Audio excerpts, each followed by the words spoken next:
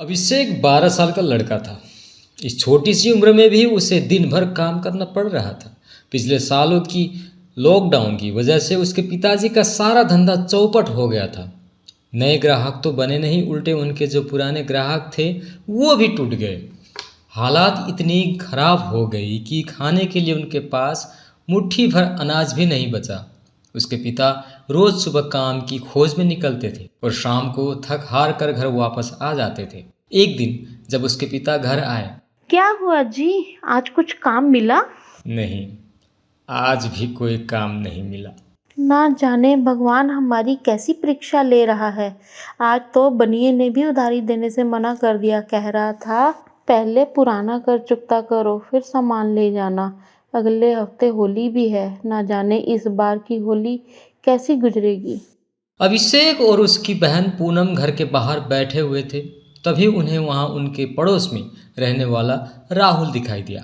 उसके हाथ में होली की सामान की थैली थी। उसमें बहुत सारे रंग, गुब्बारे और पिचकारी भी भरी हुई थी। भैया देखो, राहुल भैया कितना सारा सामान लेकर आए हैं। हम कब जाएंगे भैया सामान लेने? जाएंगे पूनम, हम भी जाएंगे। अभिषेक ने कहा तो दिया था, मगर समझ में उसके भी नहीं आ रहा था कि ये सब कैसे होगा। अभी दोनों भाई बहन गुमसुम बैठे हुए थे कि अंदर से अचानक बाबा के चिल्लाने की आवाज आई। अभिषेक, पूनम, अभिषेक जल्दी अंदर आओ, देखो माँ को क्या हो गया। दोनों भागकर अंदर गए। अंदर माँ बेहोश पड़ी थी। देखो, माँ अचानक से बेहोश हो गई। तुम इनका ख्याल रखो, मैं जल्दी से डॉक्टर को लेकर आता हूँ।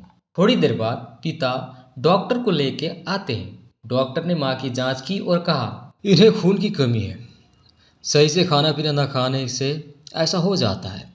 मैं दवा लिख कर देता हूँ, आप लेकर आना और इनके लिए फल लेकर आइएगा। डॉक्टर के जाने के बाद पिताजी सोच में पड़ गए कि अब दवा और फल का इंतजाम कैसे होगा। तब तक माँ को भी होश आ गया। सारी बात जानकर वो बोली, एक तो पहले ही इतनी मुसीबत थी, ऊपर से मैं भी बोझ बन गई।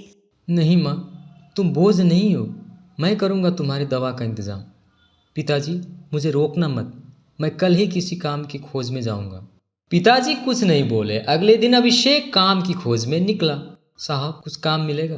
क्या काम कर सकता है तू? कुछ भी काम चलेगा साहब। तो फिर ठीक है, झाड़ू उठा और दुकान के सामने झाड़ू लगा दे और अंदर होली का सामान रखा है, उसे बाहर सजा दे। अभिषेक दिन भर मेहनत करके सारा काम करता है। जब दुकान बंद होने का समय होता है तो वह दुकानदार के पास जाता है और कहता है, साहब कुछ पैसे मिलेंगे? अरे अभी तो काम का एक ही दिन हुआ है और तुझे अभी पैसे चाहिए? कहीं नशा वशा तो नहीं करता है ना तू?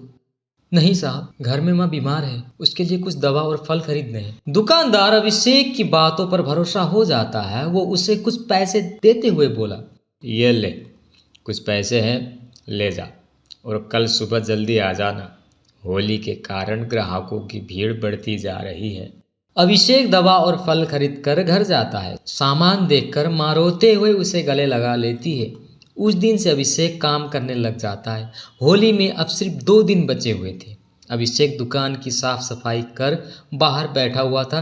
तभी एक औरत की आवाज आती है, चोर चोर, पकड़ो पकड़ो। अभिषेक ने देखा कि एक चोर उस औरत का पर्स लेकर भाग रहा था। अभिषेक ने आप देखा न ताब और उस चोर के पीछे भागने लगा।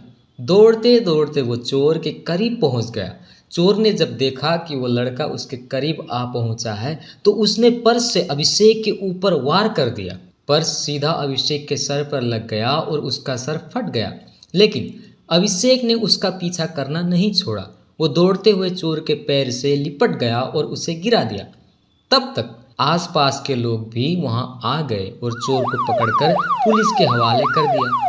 इधर अभिषेक की आंखों में अंधेरा छा गया और बेहोश हो गया। अभिषेक को जब होश आया तो वो अस्पताल में था। लोगों ने उसे अस्पताल में भर्ती करवा दिया था, जहां डॉक्टर ने उसकी मरहम पट्टी कर दी थी। नाम पता लिखवाने के बाद उसकी छुट्टी कर दी गई। अगले दिन अभिषेक जब घर आया तब, भैया कल होली है, आपने तो कहा था कि हम भी होली का सामान खरीदेंगे। बोलो ना भैया, हम कब जाएंगे? अभिषेक की आंखों में आंसू आ गए और वह मन ही मन बोलता है, दुकानदार से तो मैंने पैसे पहले ही ले लिए, माँ की दवा के लिए। पिताजी के पास तो कुछ होगा नहीं, अब कहाँ से लाऊं इसके लिए होली का सामान। तू फिक्र मत कर, मैं तुझे होली का सामान ज़रूर दिलाऊंगा, ज़रूर दिलाऊंगा। अभी अभिषेक पूनम से ये बोल ही रहा था कि वहाँ एक कार आकर रुकती है। उस कार से वह कल वाली औरत जिसका पर्स लेकर चोर भागा था वो निकली। उसके साथ उसके पति भी निकले। उसके हाथों में ढेर सारी थैलियाँ थी। आप यहाँ कैसे? बताती हूँ, अंदर तो चलो। वो औरत उसका पति अभिषेक के साथ अंदर आते हैं और अभिषेक के माता पिता से मिलते हैं। कल अभिषेक के वजह से हम बर्बाद होते होते बचे। जिस पर्स को अभिषेक ने चोरी होने से बचाया है उसमें हमारे प्रॉपर्टी के कागज थे और मेरे कुछ गहने थे जिनकी कीमत 12 से 15 लाख थी, और वो चोरी हो जाते तो हम बर्बाद हो जाते। अभिषेक ने हमें बर्बाद होने से बचाया है, इसलिए हमारा भी इसके प्रति कुछ फर्ज बनता है। हम पहले अस्पताल गए थे, वहीं से आपके घर का पता मिला। ये लीजिए, इसमें कुछ कपड़े, फल और मिठाइयाँ हैं। ये लो बेटा, इसमें आप लोगों के लिए रंग और पिचकारियाँ हैं। और भाई साहब, आप अपनी नौकरी की चिंता बिल्कुल मत कीजिए। इनके दोस्त के शुगर मिल में सुपरवाइजर की पोस्ट खाली है, वो नौकरी अब आपको ही मिलेगी और आपकी पत्नी के इलाज की जिम्मेदारी अब हमारी। अभिषेक के पिता की आंखों में आंसू आ गए। आज उन्हें अपने बेटे पर गर्व महसूस हो रहा था। आज उन्हें ये सब तो उनके बेटे की बदौलत ही मिला था। उधर अभिषेक भी बहुत खुश था, क्योंकि ये होली एक साथ इतने सारे सौगात जो दे गई थी।